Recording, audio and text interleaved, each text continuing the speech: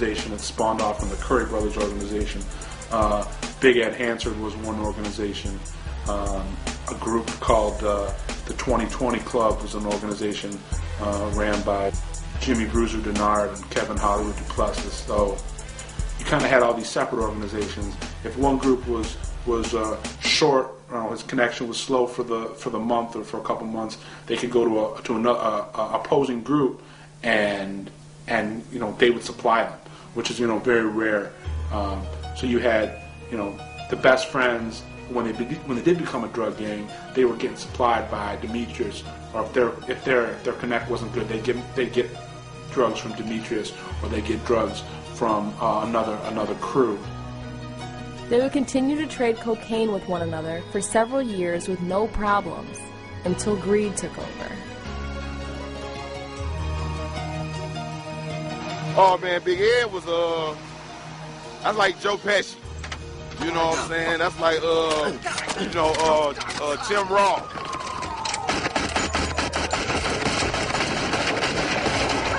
You know what I'm saying? Niggas know about the mobsters and shit, you know what I'm saying? He's like a strong arm, but he just don't do strong, he making money too. He had everybody up under him, He was not buying it. When Big Ed come your way, shoot, it's either get down or lay down. Drugs grew bigger and bigger because everybody started getting greedy. And every man for himself. By 1987, Big Ed and Maserati Rick had become impaled in a bitter battle in which the cause is still not known. What I understand, some of the beef that Ed had arose from him going to get a connection in California that other people didn't have, and that he wasn't going through some of his connections from Detroit.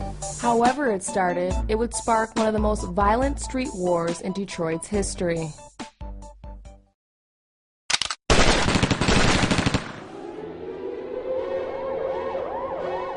Carter used his fortunes to assemble a squad of killers, which would gain notoriety as one of the most efficient killing machines ever. Headed by Rockin' Reg, the Brown Gang, under the name Best Friends, was allegedly responsible for over 100 murders. That's like a bunch of Big Eds. You know what I'm saying? The Best Friends was specifically the Brown brothers, and the four Brown brothers were Reginald Rockin' Reggie Brown, Terrence Boogaloo Brown, Gregory Ghost Brown, and Ezra Wizard Brown. The media's perpetrated over the years that the Best Friends was this kind of giant conglomerate of a lot of the names that populated the newspapers and popped up on the television screens. They were all real close, and I guess the legend has it that the Best Friends came from the fact that when people saw them coming, they'd be like, "Oh, all those best friends, those guys are all coming to town, or coming to this club, coming to this spot, or coming to this part of the city," and they kind of just became known as the Best Friends. The whole Best Friend crew was like a bodyguard just for them two. I didn't hung with them niggas a couple times at the mall, and I sort of kind of on my shit at the same time. Like, these niggas ain't no hoe. Well, come on, these my niggas. I'm fucking with them. So shit, I'm cool. I'm probably about the safest nigga in the world at that point. But anybody else, oh, you catch it. The fuck you looking at?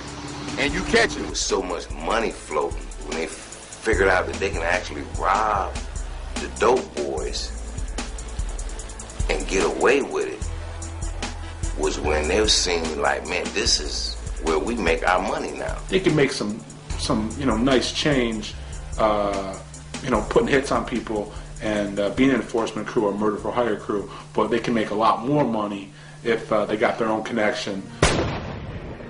Motherfucker got burned up, torched and shit, right behind the building, a lot of motherfucking dead bodies and shit. And they would actually know the guys they was going after. When you started having 7, 8 people killed in a house, at that time, the community was outraged because these was young black men. And when I say literally rob you, I mean they not just come in your house because, guys then give you some gunplay. Now, you can run in there, but you're going to throw some bullets. So it's going to draw a whole lot of other attention. So a lot of times they pick and choose a time or a situation when they would actually try to rob guys. With the gangster shit, bad shit got to happen, and some niggas is more bred up on the bad shit than having the good shit. Police Benevolent Association has warned that the criminal justice system can no longer protect the public.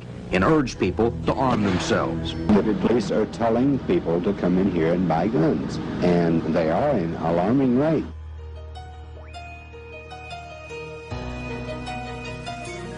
During the bloody street wars, allies were lost, but none closer to Rocking Reg than the loss of his youngest brothers, Ezra and Gregory, which happened within a week of one another. The death of Ezra and Gregory did nothing to deter the two remaining brothers from killing anyone that stood in their way. In fact, it just seemed to light the fire that would rage out of control for the next several years.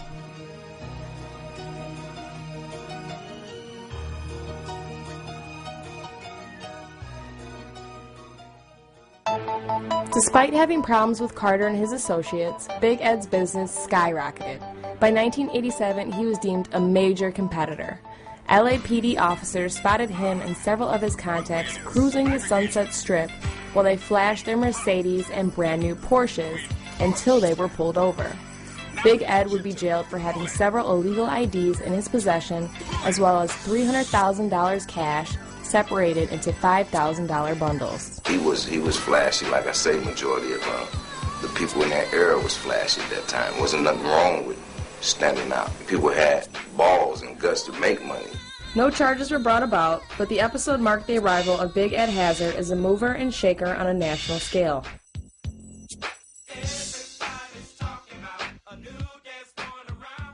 Following his return to Detroit, authorities say Big Ed was attacked by Maserati and his goons with automatic weapons.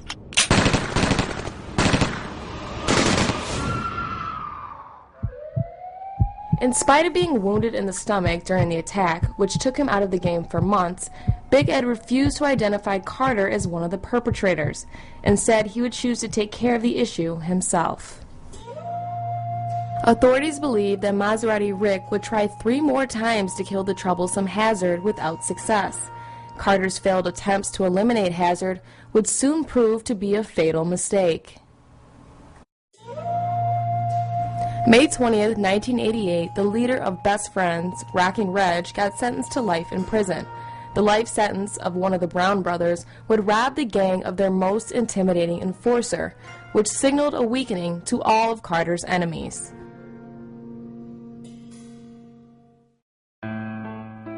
It wasn't long before Hazard responded to the attempts on his life by organizing a fleet of drive-by shootings.